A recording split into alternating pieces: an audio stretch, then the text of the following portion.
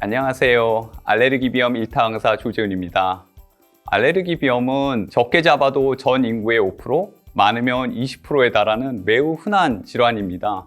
증상이 재채기, 콧물, 눈물 등이다 보니 다른 사람들이 보기에 굉장히 경미하다고 생각할지 모르지만 환자 본인은 일상생활이 어려울 정도로 삶의 질을 급격하게 저하시키는 질환입니다. 이번 영상에서는 알레르기 비염을 예방하고 걸렸을 때 초기에 치료하여 건강한 삶을 유지할 수 있도록 자세히 알려드리겠습니다. 알레르기 비염은 코 점막이 특정한 물질 때문에 과민 반응을 일으키는 질환입니다. 알레르기를 일으키는 물질이 코 점막에 닿으면 그 부위에 염증이 생기는 거죠. 환경오염이 심각해지고 공해가 증가하면서 알레르기 비염도 세계적으로 점차 증가하고 있습니다. 알레르기 비염은 증상에 따라서 여러 종류로 구분되는데요. 짧은 기간 동안 잠깐 나타나는 간헐적 알레르기 비염이 있고 증상이 한 달 이상 지속되는 지속성 알레르기 비염이 있습니다. 또 특정 계절, 이를테면 꽃가루가 날리는 계절에만 나타나는 계절성 알레르기 비염이 있고 증상이 1년 내내 지속되는 통연성 알레르기 비염이 있습니다. 증상의 정도에 따라서도 나눌 수 있는데요. 증상이 매우 경미한 경도의 알레르기 비염이 있고 증상이 좀 더 심한 중등도 알레르기 비염도 있습니다.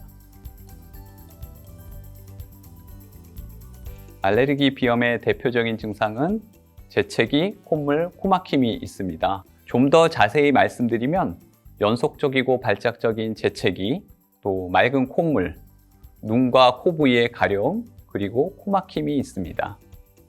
재채기와 콧물은 보통 아침 기상 시간에 심해지다가 오후가 되면서 점점 좋아지는 경향이 있고요.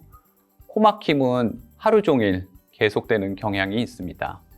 가려움증 같은 경우 코뿐만 아니고 눈, 목, 귀 등에도 발생을 할 수 있기 때문에 이러한 점을 치료받으실 때 의사 선생님께 자세히 설명해 주시면 도움을 받으실 수 있습니다. 환자들이 겪는 증상은 굉장히 다양하지만 흔한 순서대로 말씀드리자면 코막힘이 가장 흔하고요. 그 다음에 콧물, 재채기, 또 눈물, 두통, 냄새를 잘 맡지 못하게 되는 후각감퇴, 그리고 흔히들 코맹맹이 소리라고 하는 폐쇄성 비음 등이 있습니다. 알레르기 비염은 여러 합병증을 동반하기도 하는데요. 중이염, 부비동염, 인후두염 등이 발생할 가능성이 있습니다. 그러므로 증상을 방치하지 마시고 조기에 의사 선생님을 찾아뵈시는 게 좋겠습니다. 천식과 마찬가지로 알레르기 비염도 어떤 유전적인 요인과 환경적인 요인이 만나서 생기는 질환으로 알려져 있습니다. 즉, 부모로부터 알레르기 체질을 물려받은 분들이 주위에 여러 알레르기를 일으킬 수 있는 유발 요인을 만나서 증상이 발현하게 되는 것이죠. 알레르기 비염을 악화시키는 대표적인 요인으로서는 기후변화, 감기, 오염된 공기, 스트레스 등이 있습니다.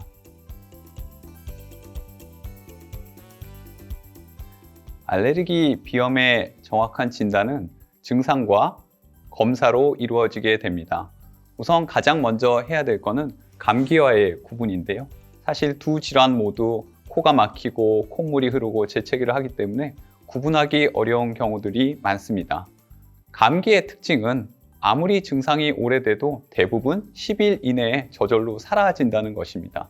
또한 근육통과 발열 등 전신 질환이 동반되는 경우들이 많습니다.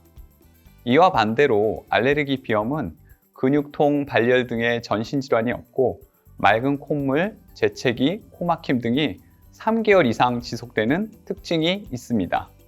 알레르기 비염의 정확한 진단을 위해서는 피부 반응 검사나 혈액 검사가 꼭 필요합니다. 이를 통해서 정확한 원인 물질을 알아낼 수 있기 때문인데요. 정확한 원인 물질을 알아내야지 이후에 치료 방침이나 예방 수칙을 정할 수 있기 때문입니다. 가장 중요한 나쁜 공기 체크리스트를 알려드릴게요. 우리가 생활하는 실내에는 알레르기 비염을 일으킬 수 있는 대표적인 물질들이 너무나 많이 존재하고 있습니다. 대표적으로는 진먼지 진드기, 반려동물의 털과 비듬, 바퀴벌레, 곰팡이 등이 있습니다. 원인을 없애는 것도 중요하고요. 자주자주 환기를 시켜서 맑은 공기를 유지해 주는 것도 중요합니다. 담배는 말 안 해도 아시죠? 절대 금연입니다. 직접 흡연뿐만 아니고 간접 흡연에도 가능한 한 노출되지 않는 것이 중요합니다. 두 번째는 야외에서 만나는 원인 물질들입니다. 바로 대기 중에 있는 오존, 미세먼지 같은 대기 오염 물질과 꽃가루 등이 있을 수 있습니다. 또 자동차 매연, 황사, 산업시설 근처에 있는 공해, 흡연 장소 주위의 담배 연기 등도 문제가 될 수 있습니다. 이러한 장소는 가능한 피해 다니시고요. 어쩔 수 없는 경우에는 마스크나 보호 안경을 착용해 주시는 것이 좋겠습니다. 또 꽃가루가 많이 날리는 시기에는 증상이 더욱 심해지기 때문에 더욱 각별한 주의를 요합니다. 세 번째 포인트는 감기 조심하기입니다. 감기, 독감 등 호흡기 질환이 알레르기 비염을 일으키기도 하고 악화시키기도 하기 때문에 특별히 주의를 해 주셔야 합니다. 감기 환자의 접촉은 가능한 한 피하시고 식사 전후에는 반드시 손을 깨끗이 씻어 주십시오. 또 씻지 않은 손으로 눈이나 코, 입 등을 만지면 감기에 걸릴 우려가 있으므로 주의하도록 합시다. 마지막 네 번째로 본인의 증상에 대해서 정확히 알자입니다. 환자마다 알레르기 비염을 일으키는 원인 물질이 모두 다르고 또 그에 따라 치료 방법도 달라집니다.